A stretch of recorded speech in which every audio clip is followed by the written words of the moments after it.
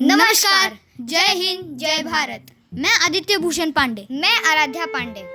जैसा कि आप सब जानते हैं, हम स्पीकिंग पांडे पाठशाला पे नॉलेज, अवेयरनेस और शिक्षाप्रद बातें करते हैं और इसी चीज को आज ध्यान में रखकर हम नए टॉपिक के साथ आए हैं।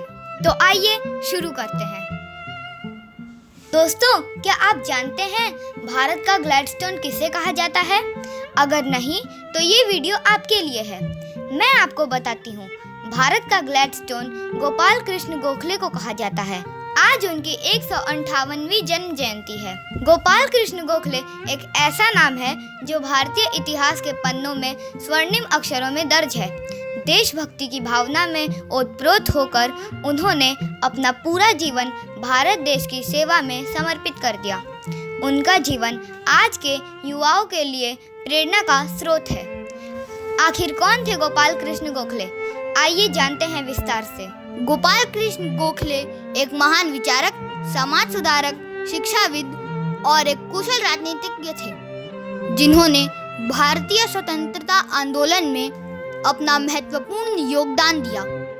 गोपाल कृष्ण गोखले का जन्म 9 मई 1866 को महाराष्ट्र के रत्नागिरी जिले के कोटलुक में एक ब्राह्मण परिवार में हुआ था।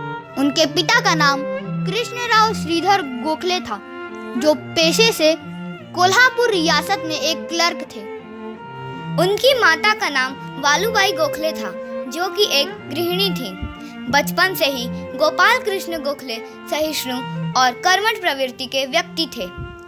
उन्होंने अपनी शिक्षा पुणे के फर्ग्यूसन कॉलेज से प्राप्त की और गणित और अर्थशास्त्र में स्नातक की डिग्री हासिल की। फिर उन्होंने इसी कॉलेज में इतिहास और अर्थशास्त्र के प्राध्यापक के रूप में भी कार्य किया। बता दें कि स्कूली शिक्षा के दौरान ही वर्ष 1881 में गोखले जी का विवाह हो गया था, लेकिन अल्प आयु में ही उनकी पत्नी का देहांत हो गया था, जिसके कारण उन्होंने वर्ष 1887 में दूसरा विवाह किया, जिससे उनकी 3 संतान हुई। लेकिन पुत्र का जन्म के कुछ समय बाद ही निधन हो गया। गोखले और उनकी पत्नी ने अपने 2 बेटियों काशीबाई और गोदूबाई का पालन पोषण अच्छे से कर उन्हें उच्च शिक्षा दी। वर्ष 1900 में उनकी पत्नी का बीमारी के कारण निधन हो गया। आगे चलकर वह भारतीय राष्ट्रीय कांग्रेस के प्रमुख नेता बने और स्वदेशी आंदोलन, शिक्षा सुधार और सामाजिक सुधारों के लिए कई काम किए। वह श्री M.G. रानाडे के प्रभाव में आए, सार्वजनिक सभा पुणे के सचिव भी बने और 1889 में कांग्रेस की सदस्यता ली। वह 1899 में बम्बई विधान सभा के लिए और 1902 में इंपीरियल विधान परिषद के लिए निर्वाचित किए गए। गोखले जी अफ्रीका गए और वहां गांधी जी से मिले।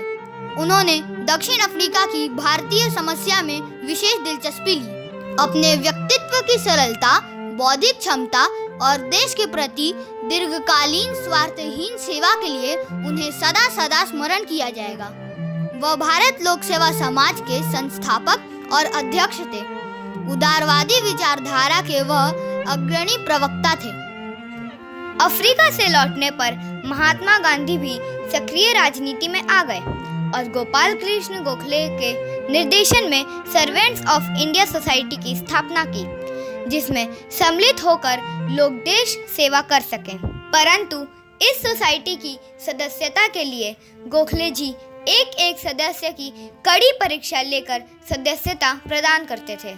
गोपाल कृष्ण गोखले जी को महात्मा गांधी अपना राजनीतिक गुरु और मार्गदर्शक मानते थे। गोखले के राजनीतिक सिद्धांतों ने ही गांधी जी को एक महान नेता बनने में मदद की और उन्हें अहिंसा और सत्याग्रह के सिद्धांतों के माध्यम से अपने लक्ष्यों को प्राप्त करने के लिए प्रेरित किया। गोपाल कृष्ण गोखले को वित्तीय मामलों की अद्वितीय समझ और उस पर अधिकार पूर्वक बहस करने की क्षमता से ही उन्हें भारत का ग्लैडस्टोन कहा जाता है। गोपाल कृष्ण गोखले भारत के स्वतंत्रता संग्राम में एक महत्वपूर्ण स्तंभ थे।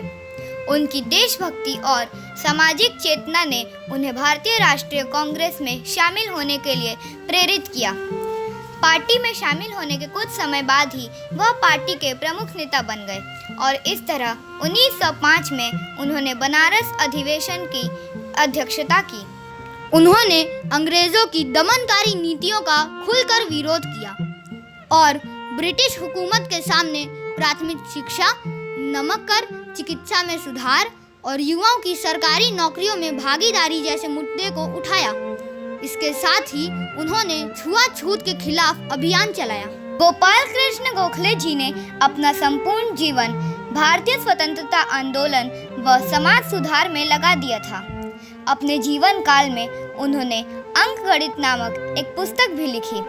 लंबे समय तक खराब स्वास्थ्य के कारण उन्होंने अपने जीवन काल के अंतिम वर्ष पुणे में व्यतीत किए थे। इसके साथ ही उन्होंने अपना अंतिम राजनीतिक भाषण दिया, जिसे बाद में राजनीतिक वसीयतनामा कहा गया। वहीं गंभीर बीमारी के कारण इस महान स्वतंत्रता सेनानी और समाज सुधारक ने 19 फरवरी 1915 में अपना शरीर त्याग दिया, किंतु उनके बलिदान और संघर्ष के लिए हमेशा उन्हें याद किया जाएगा।